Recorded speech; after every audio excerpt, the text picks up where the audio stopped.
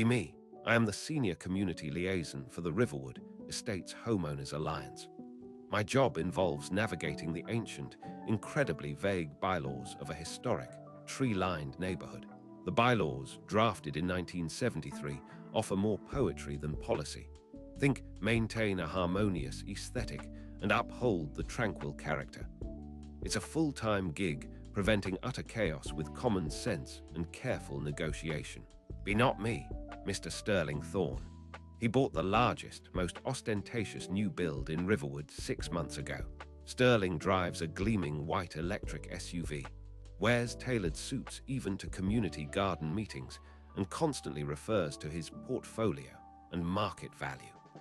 He got himself elected to the HOA board on a platform of modernizing Riverwood, which apparently meant replacing everything that wasn't bland beige.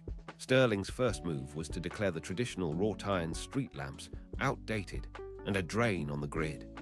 He wanted them replaced with sleek, solar-powered LED units. I pointed out that Article 7, Section B, Paragraph 3 specifically states, "Illumination fixtures shall reflect the enduring elegance of gaslight or its electric facsimile." The existing lamps were exact facsimiles. Sterling just waved his hand. Nonsense. The spirit of the law is progress. He tried to push a vote, but enough legacy residents still remembered the original wording. Then came the shrubbery incident. Mrs. Henderson, a sweet lady who had lived here since before the bylaws existed, had a prize-winning lilac bush that grew slightly over her sidewalk. It had been there for 50 years. Sterling sent her a formal notice, citing encroachment on common areas and demanding its immediate removal. I gently reminded him that Section 4, Article A, Clause 1 allowed for natural overgrowth of decorative foliage, provided it does not impede passage by typical foot traffic or emergency vehicles. Mrs. Henderson's lilac bush was barely an ankle grazer. Sterling ignored me. He wanted her to replace it with a row of identical, perfectly trimmed boxwoods. Mrs. Henderson, a former English teacher, sent him back a beautifully typed, 5-page rebuttal quoting the bylaws verbatim and ending with a paragraph about the spirit of community. Sterling scoffed but backed down. His entitlement grew. He believed his wealth superseded the rules, or at least his interpretation of them.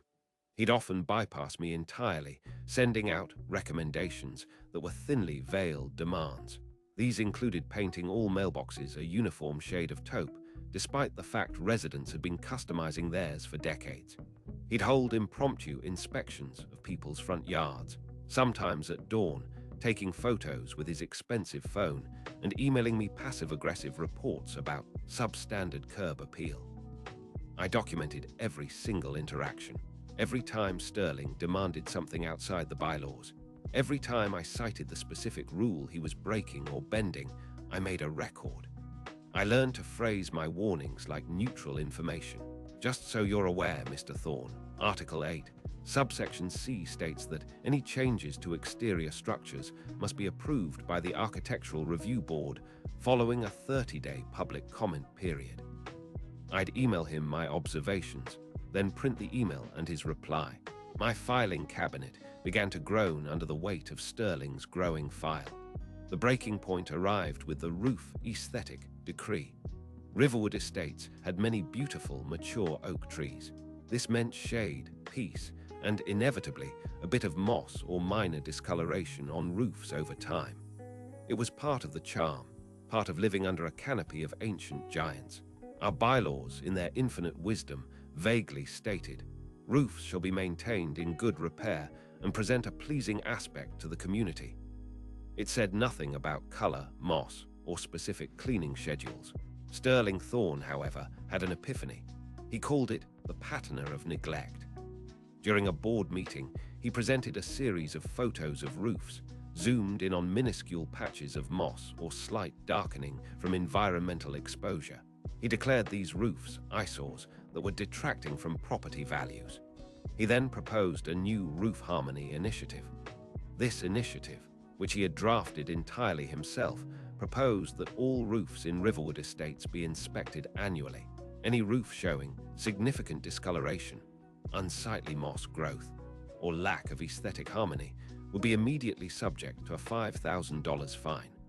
Furthermore, the homeowner would be required to completely replace the offending roof with a new HOA-approved material and color within 60 days.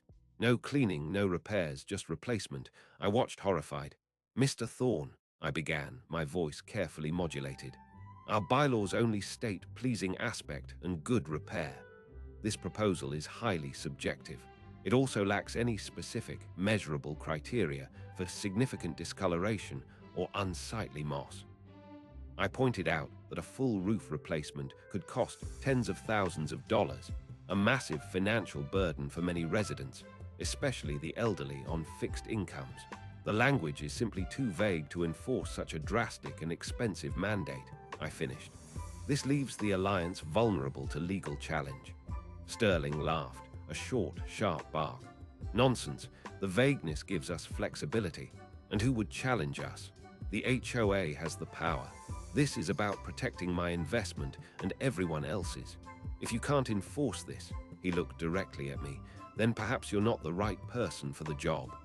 He had bypassed me with his board majority. The Roof Harmony Initiative passed.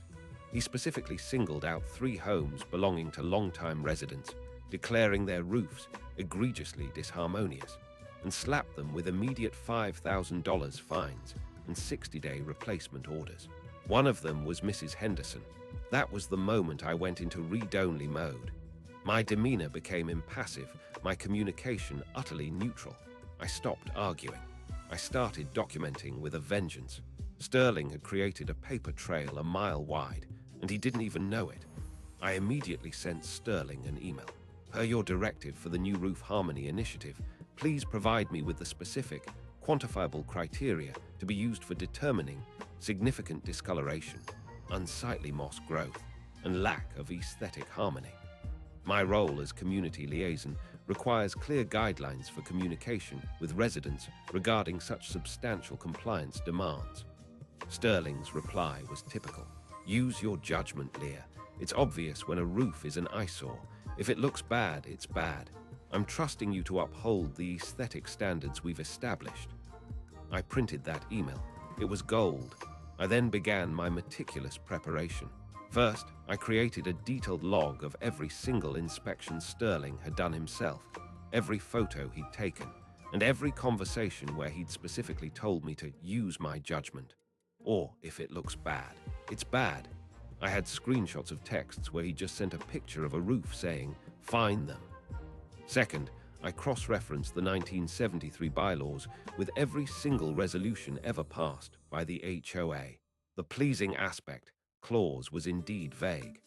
Crucially, no subsequent resolution had ever defined specific standards for roof condition beyond structural integrity. This meant Sterling's initiative was operating in a legal vacuum, relying solely on his subjective opinion. Third, I began quietly reaching out to the residents who had received fines. I did not advise them.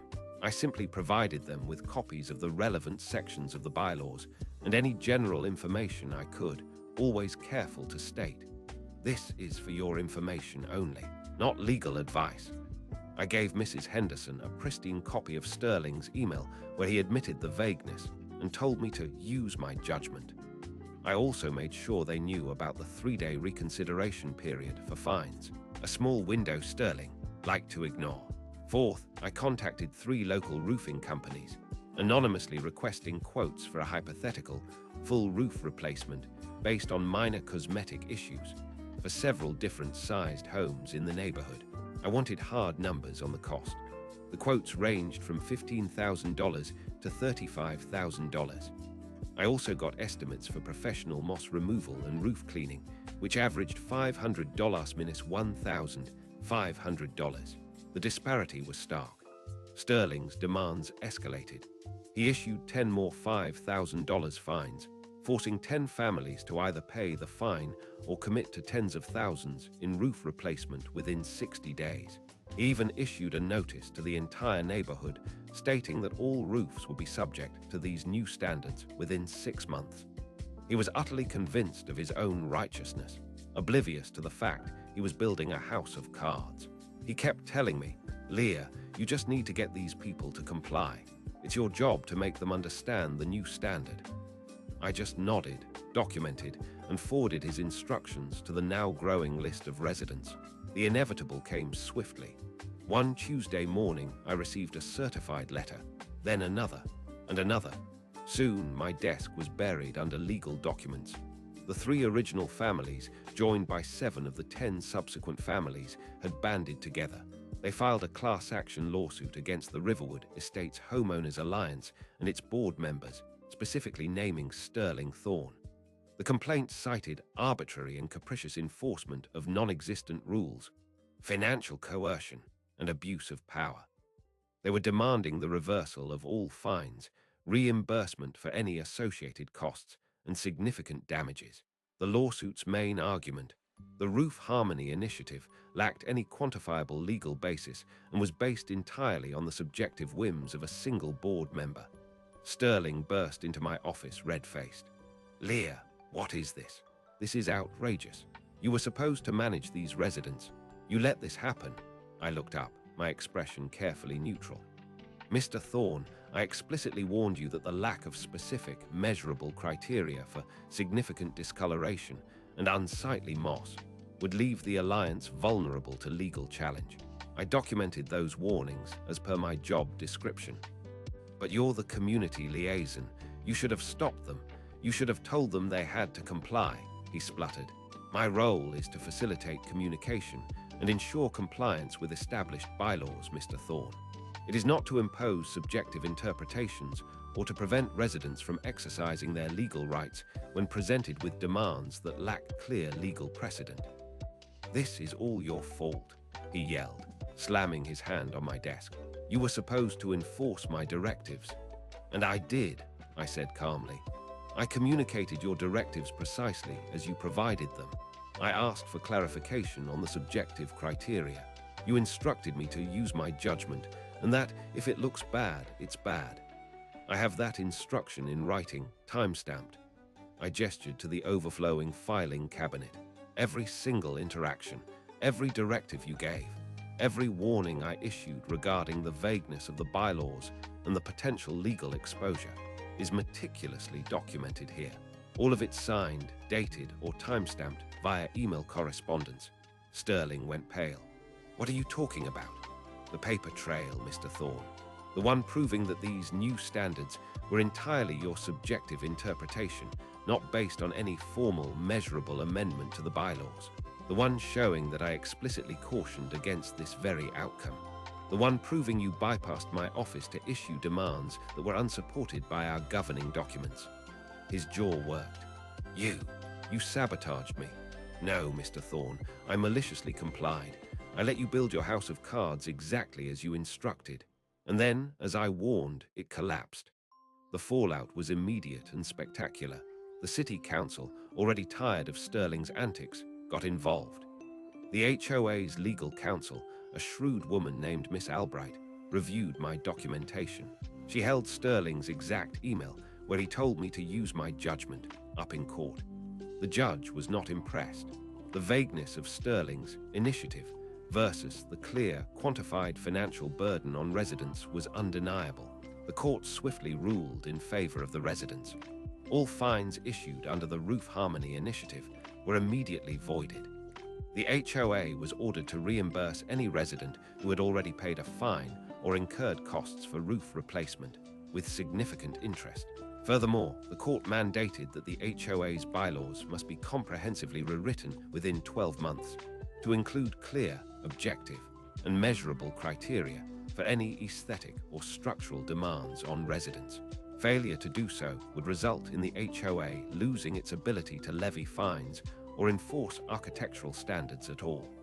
Sterling Thorne was not just humiliated, he was financially ruined. The legal fees for defending the HOA were enormous, falling squarely on the board. Miss Albright strongly recommended that the HOA remove Sterling from the board immediately and consider legal action against him personally for gross negligence and abuse of power.